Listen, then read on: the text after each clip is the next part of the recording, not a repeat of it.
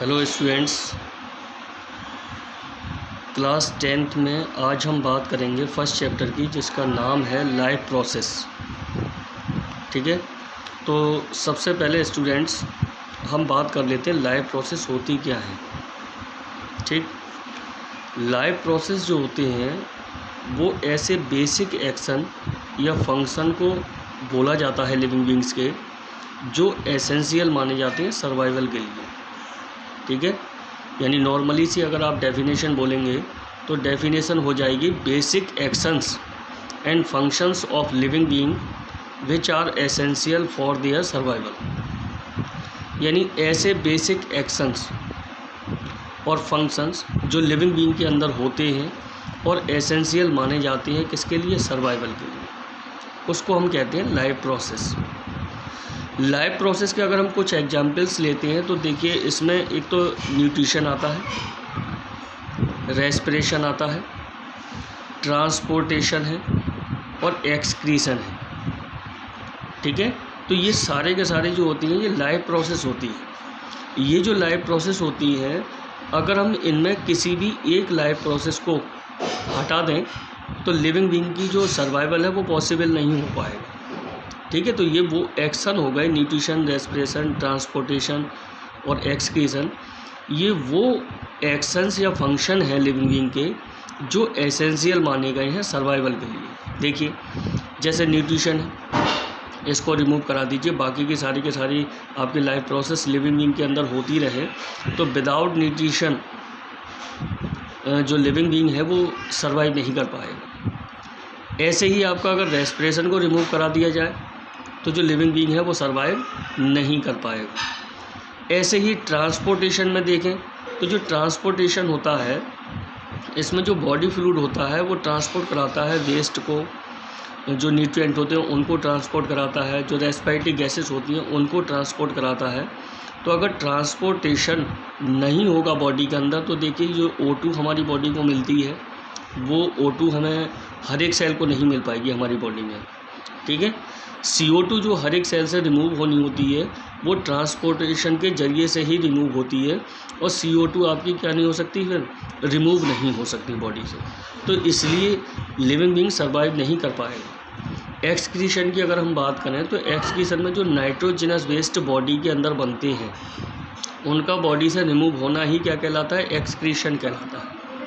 ठीक है, अब ये जो एक्सक्रीशन है, इसमें अगर नाइट्रोजनस वेस्ट एक्सक्रीशन को अगर रिमूव कर दिया जाए तो जो नाइट्रोजनस वेस्ट हैं वो हमारे बॉडी फ्लूइड में इकट्ठा होते रहेंगे, वो हमारी बॉडी से रिमूव नहीं हो पाएंगे, और यही वजह है कि हमारा सर्वाइवल नहीं हो पाएगा।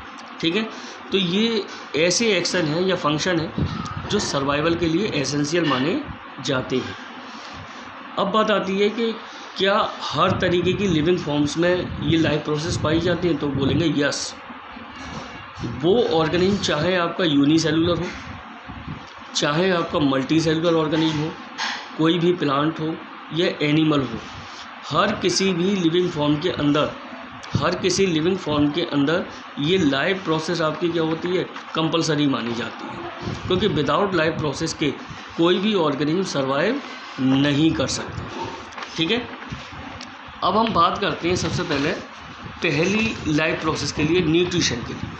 ठीक है, तो न्यूट्रिशन के लिए अगर हम बात करें तो देखो, न्यूट्रिशन जो होता है वो एक ऐसी प्रोसेस होती है, it is a process of obtaining and utilization food for meeting various requirement of a living being. यानी ये एक ऐसा प्रोसेस है जिसमें हम फूड को ऑब्टेन करेंगे, उस ऑब्टेनिंग फूड का क्या होगा, यूटिलाइजेशन बॉडी के अंदर होगा।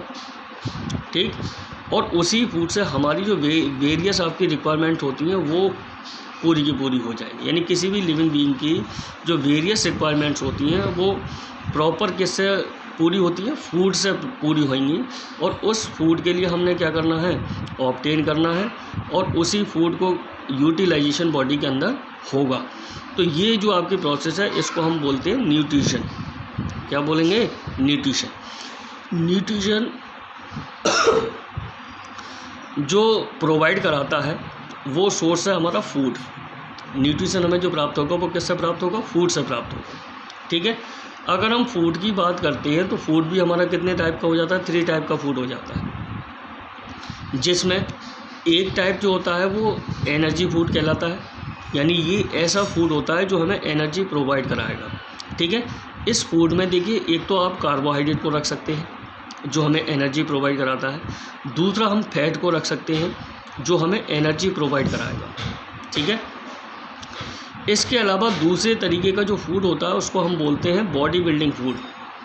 ये हमारे सेल के डिवीज़न में क्या करता है, हेल्प करता है। ये जो फूड है ना, बॉडी बिल्डिंग फूड जो होता है, ये हमारे सेल के डिवीज़न में हेल्प करेगा। सेल का डिवीज़न होगा, सेल के डिवीज़न से उस इंडिविजुअल की क्या होगी, ग्रोथ होगी। तो ऐसा फूड जो है वो कहलाता है प्रोटीन, जिसे हम बॉडी बिल्डिंग फूड कहते हैं। बॉडी बिल्डिंग फूड किसे बोला जाएगा, प्रोटीन को बोला जाएगा। ठीक है, इसके अलावा हम बात करते हैं प्रोटेक्टिव फूड की। देखिए ये प्रोटेक्टिव फूड जो होता है ये हम रखते हैं इसमें विटामिन्स और मिनरल्स। ठीक है, देखो विटामिन्स का रोल अगर हम यहाँ पर बात करें तो जो विटामिन्स होती हैं वो विटामिन्स हमारे अंदर डेफिशिएंसी जो डिजीज होती हैं उनको रोकने का काम करता है। जैसे विटामिन ए की कमी से क्या होता है, नाइट ब्लाइंडनेस होता है। ठीक है, विटामिन बी से बेरी होता है, विटामिन सी से क्या होता है, स्कर भी होता है, विटामिन डी से क्या होगा, रिकेट्स होगा। तो ये जो विटामिन्स होती हैं ये प्रोटेक्टिव फूड इसलिए ही कही जाती है। एक बात और कि हम इस प्रोटेक्टिव फूड को रेगुलेटरी फूड भी कह सकते हैं।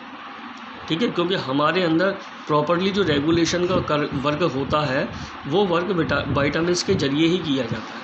अच्छा, दूसरा हम जो रखते हैं वो मिनरल्स रखते हैं। देखिए मिनरल्स की भी कमी अगर हमारी बॉडी के अंदर होती है तो उससे भी डेफिशिएंसी डिजीज हमारी बॉडी के अंदर पैदा होती हैं। जैसे आपने सुना होगा आयरन क्या है, एक मिनरल है तो आयरन की कमी से एनीमिया होता है। दूसरा आपने देखा होगा एक मिनरल होता है आयोडीन, जिसकी कमी से क्या होता है, गोइटर होता है। ये आपने अर्लियर क्लासेस में पढ़ा होगा। तो यहाँ पर हम फूड को क्या कर देते हैं, क्लासीफाइड कर देते हैं, एनर्जी फूड, फैट और कार्बोहाइड्रेट, बॉडी बिल्डिंग फूड आपका प्रोटीन आ जाएगा, और प्रोटेक्टिव फूड में आपका विटामिन्स और मिनरल्स को हम क्या कर सकते हैं, ऐड कर सकते हैं। अब हम इसकी फूड की क्या देखते हैं, इम्पोर्टेंस देखते हैं। ठीक है, या न्यूट्रिशन की जो इम्पोर्टेंस है वो क्या क्या होती है। तो देखिए सबसे पहले इम्पोर्टेंस आती है प्रोवाइड एनर्जी। जो हमें न्यूट्रिशन मिलता है या फूड हम जो ऑब्टेन करते हैं उससे हमें एनर्जी मिलती है। ठीक है, ये जो एनर्जी होती है इस एनर्जी की वजह से कोई भी लिविंग बीइंग जो होता है वो अपने वर्क को या अपनी एक्टिविटी को क्या कर सकता है, परफॉर्म कर सकता है। ठीक है, देखिए ब्रीथिंग के लिए आपको एनर्जी चाहिए होती है, हार्ट की वर्किंग के लिए एनर्जी चाहिए होती है, किडनी अपना वर्क करे उसके लिए एनर्जी चाहिए होती है। तो ये एनर्जी हम जो ऑब्टेन करते हैं वो या तो न्यूट्रिशन से ऑब्टेन करेंगे या फिर हम ऑब्टेन करेंगे किससे, फूड से। ठीक है, फूड से ही न्यूट्रिशन आता है और उस न्यूट्रिशन से हमें एनर्जी ऑब्टेन होती है।